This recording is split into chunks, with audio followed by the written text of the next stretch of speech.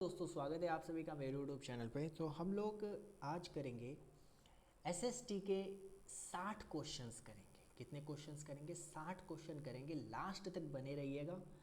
और आज से हम लोग 60 क्वेश्चन पर डे करेंगे। तो कुल मिला के हम लोगों के पास डेज जो हैं वो 20 अप्रॉक्स बचे हुए हैं।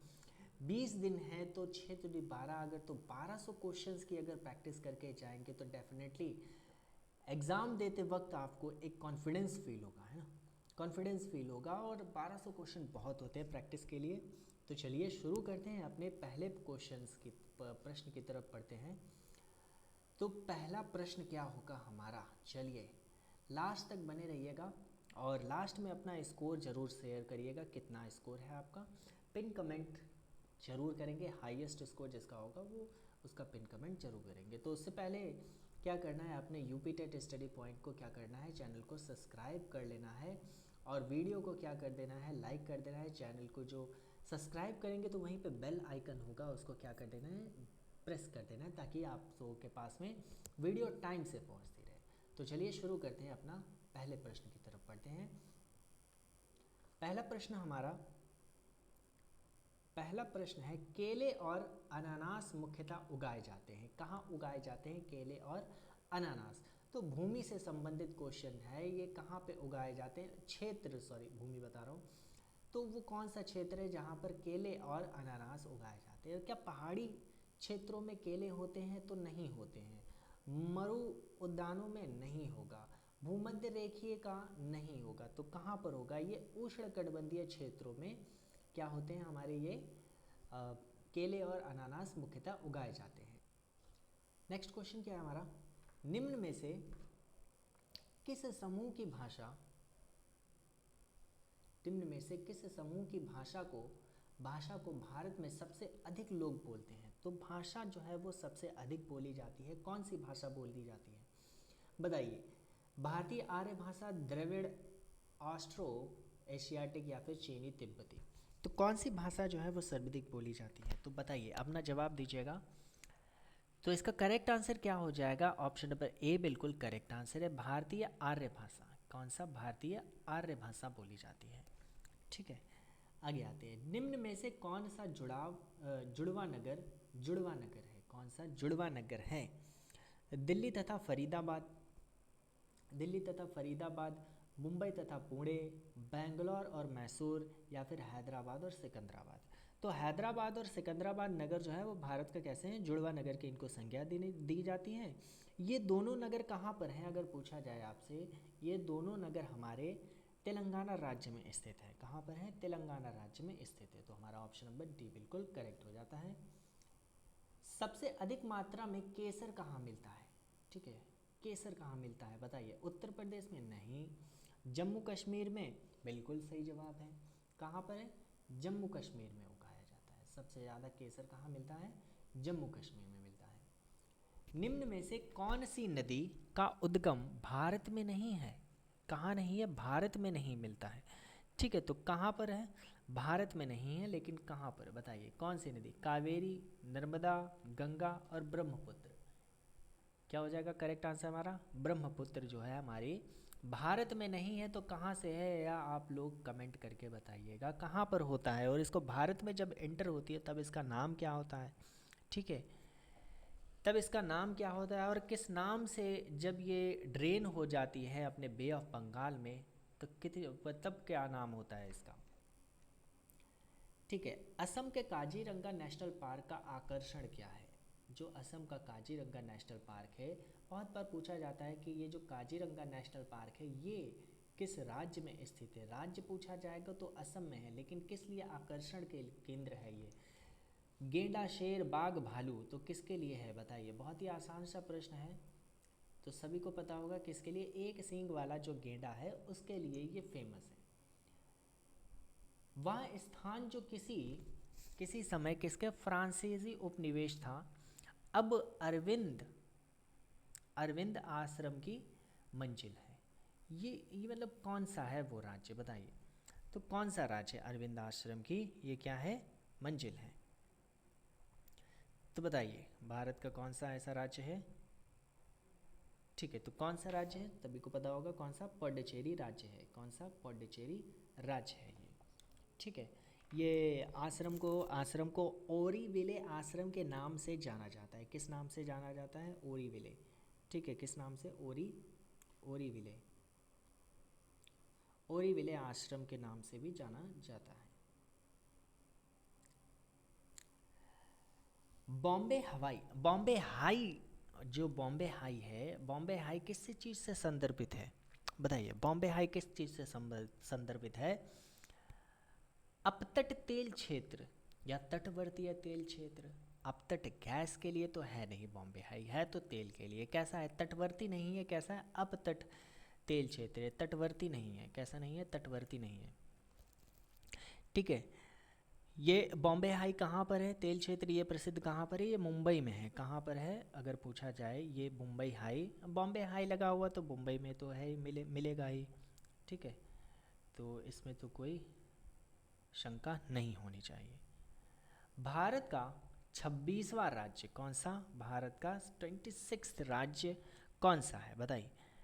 26 राज्य, उत्तराखंड, झारखंड, गोवा या फिर छत्तीसगढ़। तो कौन सा है हमारा 26वां राज्य, 26वां राज्य कौन सा है बताइएगा। तो 26वां राज्य हमारा कौन सा है, छत्तीसगढ़ है। कौन सा है, छत्तीसगढ़ है। इसकी स्थापना अगर आपसे पूछ ली जाए तो 1 नवंबर, कब, 1 नवंबर 2000 को इसकी क्या होती है, इस राज्य की स्थापना होती है।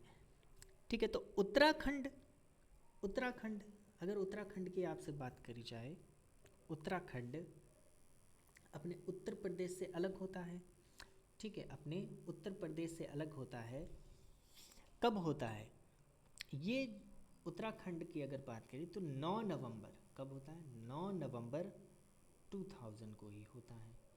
कौन सा है ये हमारा जो है वो 27वां है, 27th नंबर का है। झारखंड हमारे ऑप्शन में है, तो झारखंड 28वें नंबर का है। कौन से नंबर का है, 28वें नंबर का है झारखंड। ठीक, झारखंड हमारा 28वें नंबर का है, 28th नंबर का है। कब इसकी स्थापना होती है, 15 नवंबर को होती है। कब होती है, 15 नवंबर 2000 को।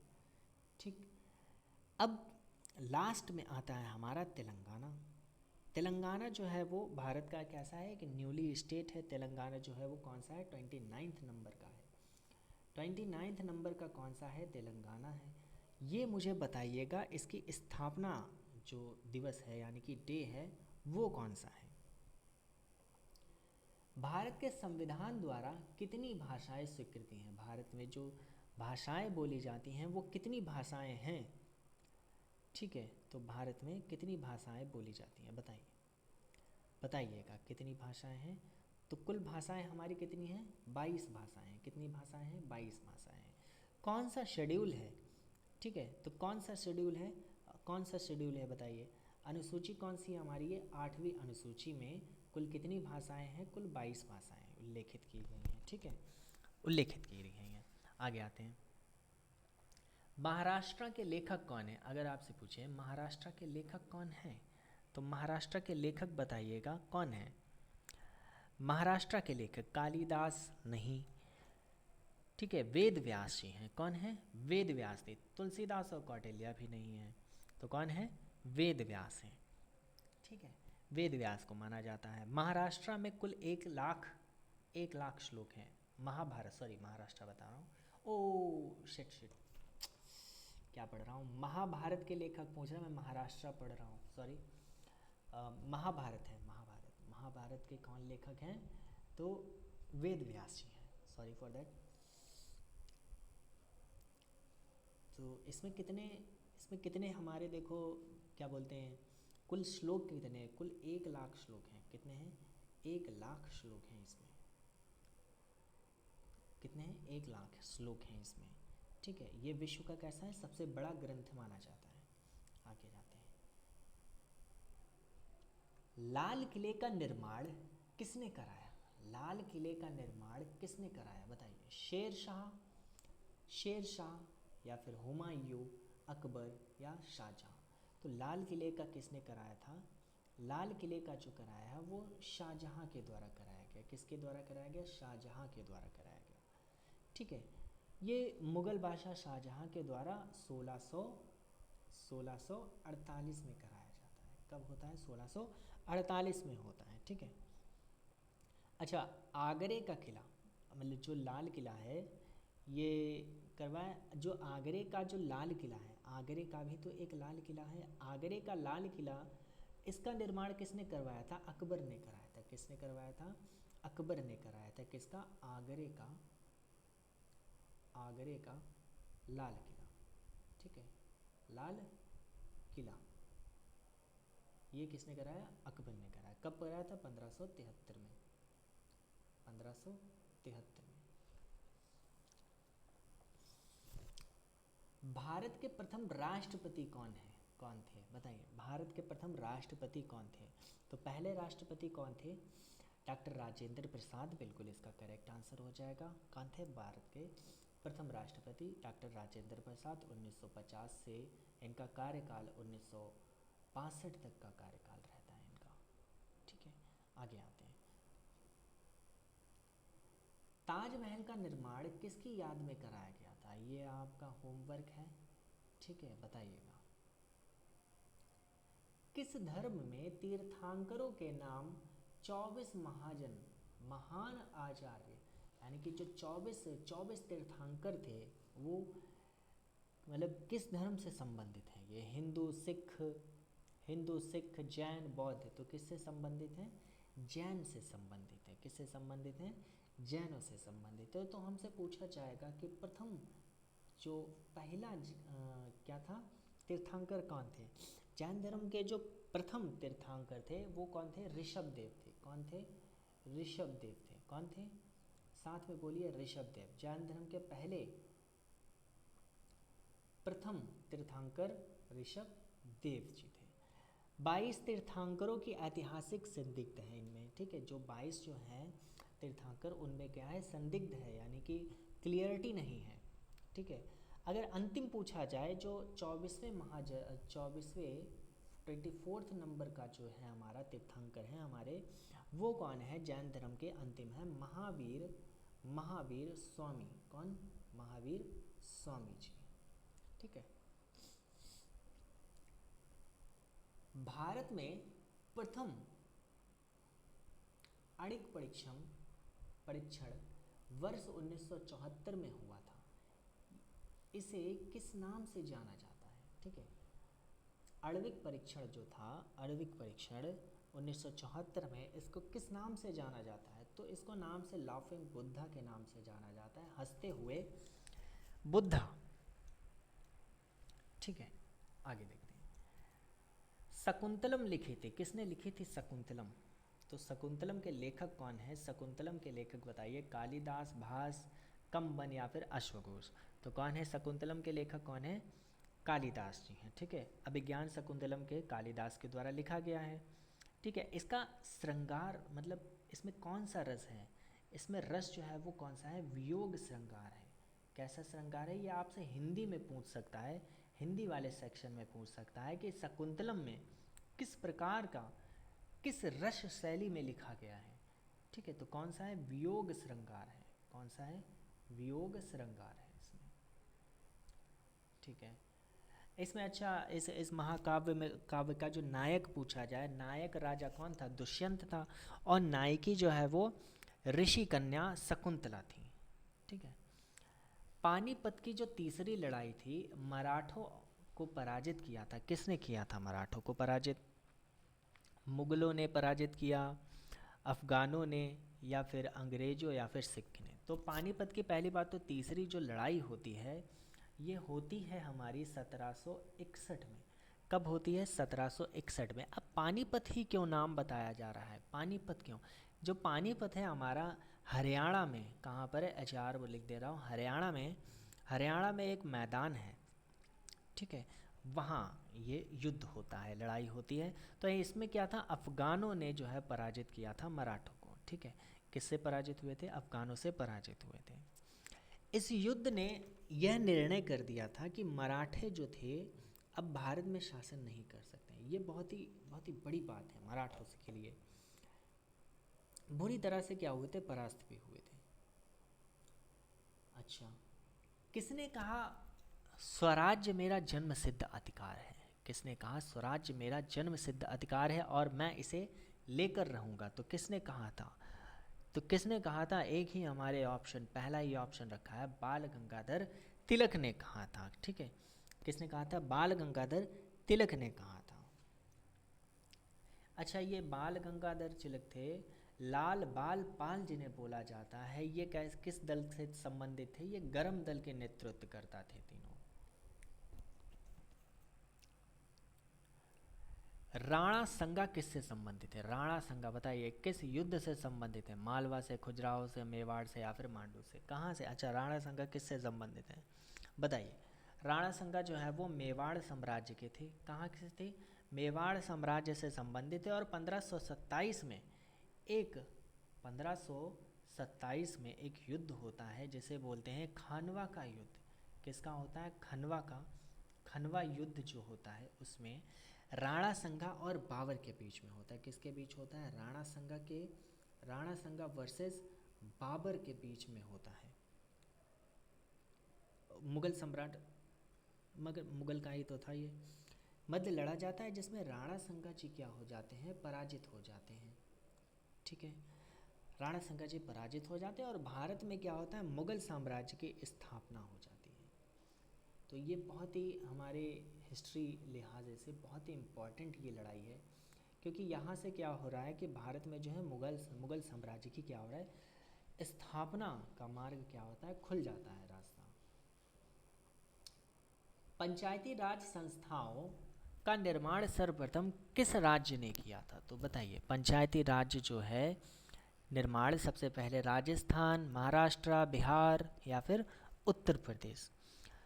तो बताइए कब होता है? ये होता है हमारा राजस्थान में होता है पंचायती राज स्थापना। सर्वप्रथम कब, कौन सी तारीख, किस डेट को चूज़ करते हैं? तो 2 अक्टूबर 1959 को। अच्छा, ये तो स्टेट है, लेकिन कहाँ से किया जाता है? तो ये करते हैं नागौर जिले से। कहाँ से करते हैं? नागौर जिला था, वहाँ से स्टार्ट करते हैं इसको। कौन सी समिति की सिफारिश पर जो है त्रिस्तरीय पंचायती राज व्यवस्था अपनाया गया, ये बताइए।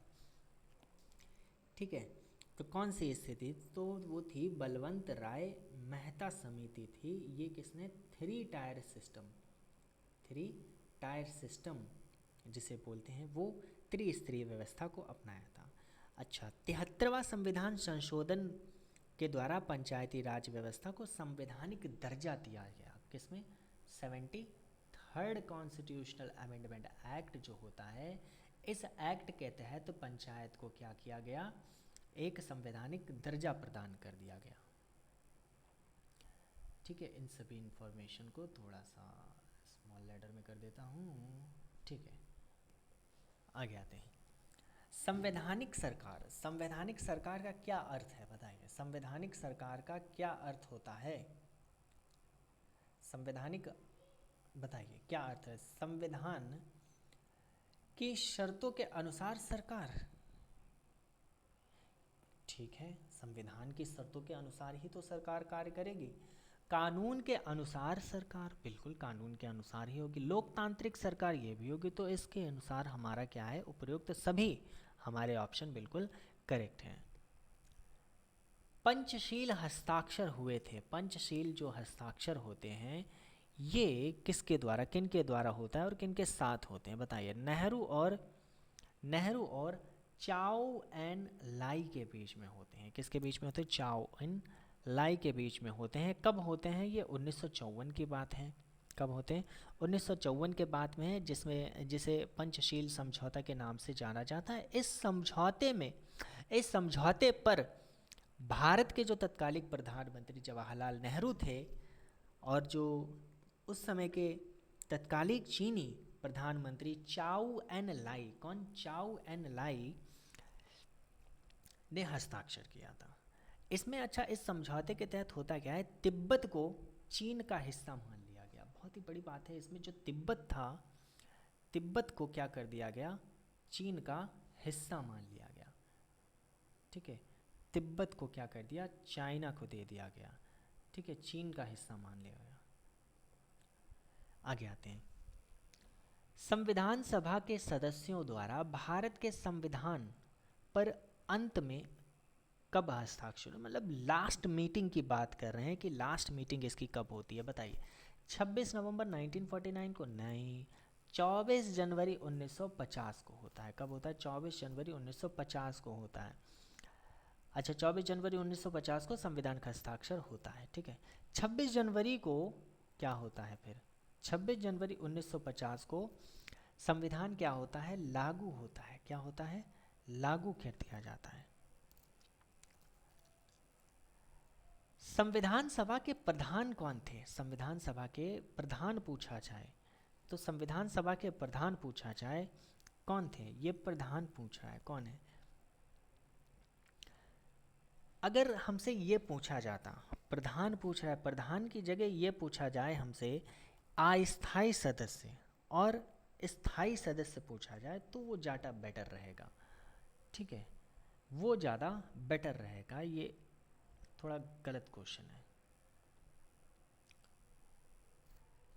राजा हर्षवर्धन की राजधानी क्या थी? बताइए। राजा हर्षवर्धन की राजधानी प्रयागराज, कन्नौज, उज्जैन या फिर पाटलिपुत्र थी? तो बताइए। हर्ष की अच्छा मृत्यु हो जाती है, हर्ष की क्या होती है? मृत्यु हो जाती है। उसके बाद में कन्नौज पर अधिकार करने के लिए 3 शक्तियों, कौन कौन सी 3 शक्तियाँ थीं? एक पाल प्रतिहार हैं, गुज्जर प्रतिहार जिसे बोलते हैं, और राष्ट्रकूट के मध्य एक क्या होता है? त्रिपक्षीय हमारे सामने युद्ध देखने को मिलता है, संघर्ष देखने को मिलता है जो 200 वर्ष तक चलता है। बहुत ही लंबा युद्ध चलता है, 200 वर्ष तक, वो 200 वर्ष तक ये युद्ध चलता है। तो इनकी राजधानी पूछी गई थी तो वो क्या थी? कन्नौज थी राजधानी। एलोरा के कैलाश मंदिर का निर्माण किसने कराया था? बताइए। चालुक्य, चोल, पल्लव या फिर राष्ट्रकूट? तो किसने करवाया था? तो ये राष्ट्रकूटों के द्वारा कराया गया था। किसके द्वारा? राष्ट्रकूटों के द्वारा कराया गया था। ग्राम पंचायत के कितने पक्ष हैं? बताइए। ग्राम पंचायत के कितने पक्ष होते हैं? तो ग्राम पंचायत के 3 पक्ष होते हैं। जल्दी से आगे चलते हैं। कौन कौन से पक्ष होते हैं? एक तो जिला होता है, ठीक है, जिला होता है। जिला के बाद में खंड पंचायत होती है, खंड पंचायत के बाद में ग्राम पंचायत होती है, ठीक है। ग्राम पंचायत आपसे ये अरेंज करने को भी आ सकता है। तो जिला पंचायत, खंड पंचायत और ग्राम पंचायत। अच्छा, पंचायतों की बात किस अनुच्छेद में है? तो ये आर्टिकल कौन सा है हमारा? आर्टिकल 40 याद रखना। ऑर्गेनाइजेशंस पंचायत, ग्राम पंचायती, पंचायती राज व्यवस्था का क्या है? वर्णन किया गया है इसमें। नगर पालिका कमेटी का प्रधान क्या कहलाता है? नगर पालिका के प्रधान कौन कहलाता है? बताइए। नगर पालिका का बोल रहा है, नगर पालिका का क्या कहलाएगा? मेयर कहलाता है। क्या कहलाता है? मेयर कहलाता है, ठीक है। आगे आते हैं। ग्राम न्यायालय क्या कहलाता है? ग्राम न्यायालय क्या कहलाता है? ग्राम सभा, न्याय पंचायत, ग्राम पंचायत या फिर ग्राम अदालत कहलाएगा? क्या कहलाता है? बताइए। न्याय पंचायत कहलाता है। क्या कहलाता है? न्याय पंचायत कहलाता है। तो हमारे 30 प्रश्न तैयार, पूरे कंप्लीट हो गए।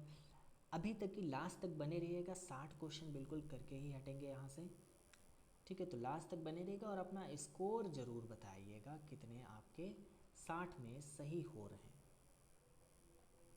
चैनल को जिसने अभी तक सब्सक्राइब नहीं किया तो चैनल को सब्सक्राइब कर दें और बेल आइकन को ज़रूर से दबाएं। सूर्य के चारों ओर किस उपग्रह का, सूर्य के चारों ओर किसी उपग्रह का मार्ग क्या कहलाता है? बताइए। सूर्य के चारों ओर तो क्या कहलाएगा यार? कक्षा कहलाएगा, ऑर्बिट कहलाएगा, है ना उसका, ठीक है। उसी पथ पर क्या करता है? उसी पाथ पे सूर्य के चारों ओर क्या करेगा? चक्कर लगाएगा, है ना। आगे आते हैं। आगे आते हैं। पृथ्वी के सबसे निकट खगोलीय पिंड है? बताइए। पृथ्वी के सबसे निकट खगोलीय पिंड है? सूर्य, चंद्रमा, शुक्र और प्रॉक्सिमा सेंचुरी? ये तो होगा नहीं, तो कौन है? बताइए कौन है? तो ये चंद्रमा ही तो है सबसे निकट खगोलीय पिंड। कौन सा है? चंद्रमा है हमारा, ठीक है। क्या है? चंद्रमा है। भूमध्य रेखा नहीं गुजरती है, तो बताइए भूमध्य रेखा नहीं गुजरती है। भूमध्य रेखा बताइए, भूमध्य रेखा उत्तरी अमेरिका से होकर, उत्तरी अमेरिका भाई ये तो हमारे अर्थ हो गई, ये हमारी 0 डिग्री हो गई। नॉर्थ अमेरिका तो यहाँ पर है, यहाँ पर तो है नहीं भाई, ठीक है। तो भूमध्य रेखा उत्तरी अमेरिका से होकर गुजरती है, नहीं, उत्तरी अमेरिका से नहीं होकर गुजरती है। दक्षिण अमेरिका से होकर गुजरती है, साउथ अमेरिका से होकर गुजरती है, ठीक है। अफ्रीका से भी होकर गुजरती है, कहाँ से, अफ्रीका से भी होकर गुजरती है, ठीक है, अफ्रीका से भी होकर गुजरती है। तो इन दोनों से तो होकर गुजरती है। उपर्युक्त में से कोई एक महाद्वीप, तो ठीक है, तो उपर्युक्त में से कोई एक महाद्वीप, ये ऑप्शन हो जाएगा। तो ऑप्शन नंबर ए हमारा बिल्कुल सही, नहीं पूछा गया है। महासागर से छोटा वृहत लवणीय जलाशय क्या कहलाता है? भाई छोटा है और लवणीय है तो क्या कहलाएगा? सागर कहलाएगा। क्या कहलाएगा? सागर कहलाएगा। जैसे कौन कौन से सागर हैं, कौन कौन से सागर, एक हमारा चाइना सी है, ठीक है, चाइना सी है, ठीक है, ब्लैक सी है, कौन सा है, ब्लैक सी है, काला सागर, रेड सी है, क्या है, रेड सी है, अरब सागर है। तो ये सब क्या है, हमारे सागर हैं। किसी नदी और उसके सहायकों के द्वारा अपवाह क्षेत्र क्या कहलाता है? क्या कहलाता है बताइए? नदी, घाटी, नहर, बांध या फिर जलडमरू कहलाता है? क्या कहलाएगा बताइए? तो क्या कहलाएगा? नदी घाटी कहलाएगा। क्या कहलाएगा? नदी घाटी कहलाता है। इन क्षेत्रों में जो है वो भूमि बहुत ही कैसी होती है, बहुत ही ज़्यादा फर्टाइल होती है लैंड। कैसी होती है? बहुत ही ज़्यादा फर्टाइल लैंड मिलेगी, ठीक है। और जनसंख्या यहाँ पर कैसी होगी? बहुत ही ज़्यादा होगी, है ना, सकेंद्र ज़्यादा होगी नदी घाटी के पास में। भारत की बृहत्तम नदी कौन सी है? भारत की बृहत्तम नदी कौन सी है बताइए? गोदावरी, कृष्णा, महानदी या फिर गंगा? तो कोई नहीं है, गंगा बिल्कुल सही उत्तर हो जाएगा। इसका कितना है? 9 लाख, कितना है? 9 लाख, 9 लाख वर्ग किलोमीटर है इसका। कितना है? 9 लाख वर्ग किलोमीटर, ठीक है, 9 लाख वर्ग किलोमीटर। अगर लंबाई की बात करी जाए, लंबाई की बात करी जाए तो इसकी लंबाई कितनी है? 2525 किलोमीटर है। कितनी लंबाई है इसकी? 2525 किलोमीटर है। गंगा का अच्छा ओरिजिन अगर पूछा जाए तो किस ग्लेशियर से है? किस ग्लेशियर से है बताइएगा? ग्रीनविच मध्यम, जीएम जिसे बोलते हैं, ग्रीनविच मध्य समय, जीएमटी, ठीक है, जीएमटी भारतीय प्रणाली समय के बीच समय। अच्छा कितना उसका कितना गैप है ये बताना चाह रहा है, बताइए कितना गैप है? 5.5 घंटे का गैप है, ठीक है। कितने घंटे का है? 5.5 घंटे का है, ठीक है। 0 देशांतर की है, ठीक है। भारत की जो मानक रेखा है, भारत की क्या है? मानक रेखा है, ये जो है हमारा, ठीक है, ये यहाँ ऐसे गुजरती। कितनी डिग्री है इसे? 82.5 डिग्री है। कितनी है? 82 डिग्री हाफ है।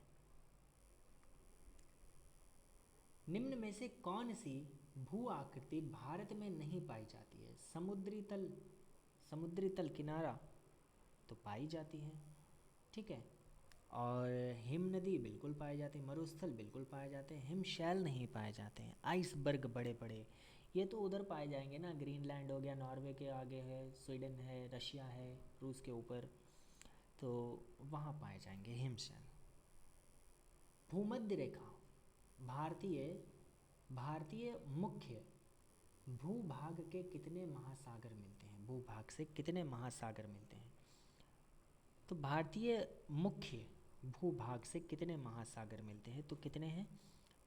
कितने मिलते हैं? एक मिलता है। कितना मिलता है? एक मिलता है। एकमात्र महासागर हिंद महासागर से मिलता है, ठीक है। हिंद महासागर को 2 भागों में बांटा गया है, एक अरब सागर में बांटा गया और दूसरा किसमें? बे ऑफ बंगाल में बांटा गया है, ठीक है। एक अरब सागर में ही बांटा गया है और दूसरा क्या है? बे ऑफ बंगाल में बांटा गया है, ठीक है। आगे आते हैं। शांत घाटी या फिर इसको क्या बोलते हैं, साइलेंट वैली भी बोलते हैं। तो कहाँ पर है, कहाँ पर है, हमारे केरला या फिर कर्नाटक में, कहाँ पर है, केरला में है। ठीक है, ये घाटी कैसी, जैव विविधता से बहुत ही इंपॉर्टेंट है हमारे लिए। गौतम बुद्ध ने पहला प्रवचन कब दिया था, कब दिया था नहीं मतलब कहाँ दिया था, बताइए। प्रयाग में, लुम्बिनी में, गया में या फिर सारनाथ में, तो कहाँ दिया था बताइएगा। ये इस घटना को क्या बोलते हैं, ये जो पहला प्रवचन दिया है, घटना को इस घटना को क्या कहते हैं, इस घटना को कहते हैं धर्म चक्र परिवर्तन बोलते हैं। ठीक है, सारनाथ में देते हैं, कहाँ देते हैं, सारनाथ में। सारनाथ में गौतम बुद्ध ने संघ का निर्माण किया और सारनाथ को पूर्व में ऋषिपत्नम तथा मृगदावा के नाम से भी इसे जाना जाता था। अंतिम मौर्य शासक कौन, अंतिम मौर्य शासक कौन था, बिंदुसार, चंद्रगुप्त, देवदेव, बृहद्रथ, कौन था, तो कौन था, बृहद्रथ था। कौन था, बृहद्रथ था। अच्छा, इसकी हत्या कर दी थी किसने, एक था हमारा कौन, सेनापति, सेनापति पीयूष मित्र। कौन, पीयूष मित्र शुंग थे। कौन थे, शुंग के द्वारा कर दिया जाता है। और ये 1885 ईसा पूर्व कर दी गई थी, इसकी क्या है, मृत्यु कर दी गई थी, हत्या कर दी गई थी 1800 बता रहा हूँ 185 ईसा पूर्व में। ठीक है, इसने फिर क्या किया, शुंग वंश की क्या करा था, स्थापना करता है। प्राचीन रोम कब गणतंत्र हुआ, प्राचीन रोम कब गणतंत्र हुआ था बताइए। प्राचीन रोम कब गणतंत्र हुआ, 6ठी शताब्दी में या फिर 3री शताब्दी में, पहली शताब्दी या फिर दूसरी शताब्दी। बहुत ही फैक्चुअल सा क्वेश्चन आ गया है, कब हुआ था, 6ठी शताब्दी में होता है। पीला देखो यार कलर, इसका थिकनेस बढ़ा के देखता हूँ, कब होता है, 6ठी शताब्दी में। सिंधु घाटी सभ्यता की लिपि कैसी है, सिंधु घाटी सभ्यता की लिपि कैसी है बताइए। सिंधु घाटी सभ्यता की लिपि पूछ रहा है, तो ये क्या है, अवचनीय है, लिखी हुई नहीं है, सिंबॉलिक है ना, चित्र वाली है। आगे आते हैं। हड़प्पा के लोग प्रयोग करना नहीं जानते थे, क्या प्रयोग करना नहीं जानते, सोने का, चांदी का, लोहे का या फिर कांस्य का। सीधी बात है कि हड़प्पा के लोग जो है वो किससे परिचित नहीं थे, तो किससे परिचित नहीं थे, लोहा से परिचित नहीं थे। किससे नहीं थे, लोहा से परिचित नहीं थे।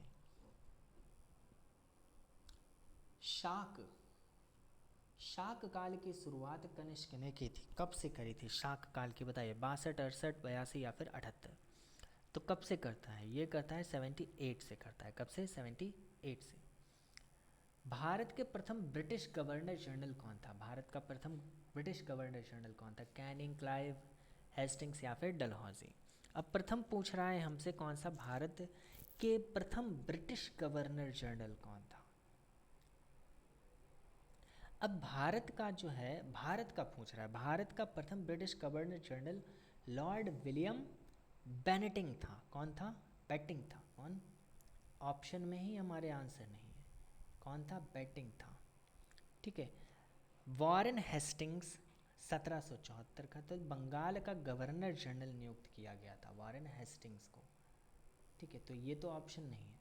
हमसे क्या पूछ रहा है, भारत का प्रथम ब्रिटिश गवर्नर जनरल कौन था, वो था हमारा बेटिंग था, बेनेटिंग। किस क्षेत्र में अंग्रेज अधिग्रहण कारण सिपाही विद्रोह हुआ था, किस क्षेत्र में बताइए। अब बंगाल, मैसूर, दिल्ली, तो कहाँ पर होता है ये, तो ये कहाँ होता है बताइए, अवध में होता है। ये इसका ऑप्शन बिल्कुल आप सभी लगा रहे होंगे बंगाल, लेकिन बंगाल नहीं है, कहाँ पर होता है, अवध में होता है। लॉर्ड डलहौजी द्वारा जो है, लॉर्ड डलहौजी के द्वारा अवध में जो है वो अधिग्रहण कर अंग्रेजी जो थे, अंग्रेजी राज्य की जो विलय करने की जो सबसे बड़ी भूल थी, क्योंकि वो अवध के लगभग प्रत्येक घर का एक सदस्य अंग्रेजी सेना में था। ठीक है, ये बहुत ही बड़ी भूल थी। और इसके कारण जो है वो सिपाही विद्रोह होता है, जो कि 1857 में होता है। ठीक है, 1857 में एक क्या होता है, सिपाही विद्रोह होता है। कहाँ से होता है, अवध से होता है। ठीक है, स्वतंत्र होने पर भारत एक रियासत बन गया था। रियासत का दर्जा किस वर्ष खत्म हो गया? रियासत का दर्जा हमारा वर्ष 1950 में ख़त्म हो गया। कब?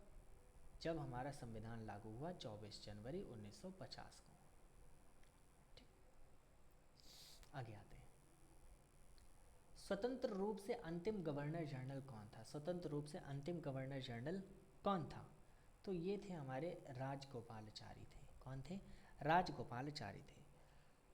स्वतंत्र भारत का प्रथम गवर्नर जनरल पूछा जाए अगर आपसे तो माउंटबेटन था, और माउंटबेटन ही भारत में ब्रिटिश शासन के अंतिम गवर्नर जनरल भी थे। कौन थे? अंतिम भी थे। तो हमारा करेक्ट आंसर तो अभी वैसे बी है। तो नेक्स्ट क्वेश्चन पे आते हैं। असम का प्राचीन नाम क्या है? असम का जो है प्राचीन नाम बताइए। कामरूप इसका बिल्कुल करेक्ट आंसर है। क्या है? कामरूप। कामरूप का शासक कौन था? हर्षवर्धन का मित्र कौन था? दिवाकर वर्मा। कौन था इसका? दिवाकर था। दिवाकर वर्मा। दिलवाड़ा मंदिर उदाहरण है किस चीज़ का? दिलवाड़ा मंदिर उदाहरण है, इसको होमवर्क में बताइएगा। चाणक्य को किस नाम से जाना जाता है? चाणक्य को किस नाम से जाना जाता है? तो बहुत ही बार ये क्वेश्चन आया है, हर एग्ज़ाम में लगभग देखने को मिलता है। तो कौन है? विष्णुगुप्त के नाम से जाना जाता है। औषधि से किसका संबंध नहीं है? औषधि से किसका संबंध नहीं? धन्वंतरी, भास्कर, चरक, सुश्रुतु। तो किसका औषधि से संबंधित नहीं है? बताइए कौन संबंध नहीं रखते हैं? औषधि से हमारे कौन? भास्कराचार्य जी संबंध नहीं रखते हैं। क्यों? क्योंकि जो भास्कराचार्य हैं ये हमारे एक गणितज्ञ हैं, यानी कि मैथमेटिशियन हैं। मैथमेटिशियन है, ज्योतिष हैं, एस्ट्रो हैं। ठीक है, एस्ट्रोलॉजी हैं, जियोलॉजिस्ट हैं, जियोलॉजिस्ट खगोल शास्त्री, एस्ट्रो वाले। ठीक है, ज्योतिषी और ज्योतिषी खगोल शास्त्री। भारत के राष्ट्रपति को उसके कार्यकाल से हटाया जा सकता है। कैसे हटाया? प्रधानमंत्री के द्वारा हटाया जाएगा? नहीं। उच्चतम न्यायालय के द्वारा, मुख्य चुनाव आयुक्त के द्वारा, या फिर संसद के द्वारा। तो कौन हटाएगा भाई? ये जो पावर है सिर्फ संसद के पास में है। ठीक है, संसद के पास में। और अनुच्छेद 61 में क्या किया जाता है? अनुच्छेद 61 में इन पर क्या चलाया जाएगा? महाभियोग चलाया जाएगा। महाभियोग चलाया जाएगा, इम्पीचमेंट चलाया जाएगा। ठीक है, ये हाँ है। आगे आते। भारत में राज्यों की संख्या कितनी है? तो बताइए कितनी है? 29, 28, 27 या फिर 26? तो कितनी है हमारे? 28 है। 28 तो हमारे राज्य हैं। 28 कितने हैं? स्टेट हमारे कितने हैं? 28 हैं। और यूटीज़ कितनी हैं? यूटीज़ हमारी 8 हैं। कितनी हैं? यूटीज़ हमारी 8 हैं। ठीक है, कितनी हैं? 8 हमारी यूनियन टेरिटरीज हैं। आगे आते हैं नेक्स्ट क्वेश्चन पे। नेक्स्ट क्वेश्चन है, आर्य समाज की स्थापना किसने की? आर्य समाज की स्थापना किसने की? स्वामी दयानंद सरस्वती, शंकराचार्य, स्वामी विवेकानंद जी, फिर राजा राम मोहन रॉय ने। तो किसने करी? स्वामी दयानंद सरस्वती के द्वारा होती है। इनके द्वारा 1875 में कहाँ पर? बम्बई में। कहाँ पर? बम्बई में की जाती है। आपसे स्थान भी पूछा जा सकता है। ठीक है, इनका एक बहुत ही चर्चित नारा भी इन्होंने दिया था। वो कौन सा नारा था? वो नारा था वेदों की ओर लौटो। क्या था? वेदों की ओर लौटो। किसकी सलाह पर राज्य मंत्रिपरिषद की नियुक्ति होती है? राज्य में जो है राज्य मंत्रिपरिषद की नियुक्ति किसकी सलाह पर होती है? तो बताइए, राज्यपाल, प्रधानमंत्री, या फिर राष्ट्रपति या उपराष्ट्रपति? तो किसके द्वारा होती है? राज्यपाल के द्वारा होती है। मौर्य साम्राज्य का संस्थापक कौन था? मौर्य साम्राज्य का संस्थापक कौन था बताइए? अशोक, बिंदुसार, पीयूष मित्र, चंद्रगुप्त, बताइए कौन था? अशोक मौर्य का था हमारा, ठीक है, कौन था हमारा? चंद्रगुप्त था। लास्ट क्वेश्चन है हमारा आज का, तो इसी के साथ हमारा क्या होता है, आज का लेक्चर ख़त्म होगा। इस क्वेश्चन का जवाब कमेंट करके ज़रूर बताइएगा कि फाहियान ने किसके शासनकाल के दौरान भारत में आया था? तो फाहियान का बताइए, इसका जवाब आपको क्या करना है, कमेंट करके ज़रूर बताना। तो इसी के तहत चलते हैं, अब हम लोग मिलेंगे नेक्स्ट वीडियो में। चैनल को क्या कर लेना है, सब्सक्राइब कर लेना है हमारे यूपी टेट स्टडी पॉइंट को, और मिलते हैं नेक्स्ट वीडियो में। वीडियो को क्या कर देना है, लाइक कर देना है और शेयर कर देना है, ठीक है। तो चलिए, टाटा, बाय बाय।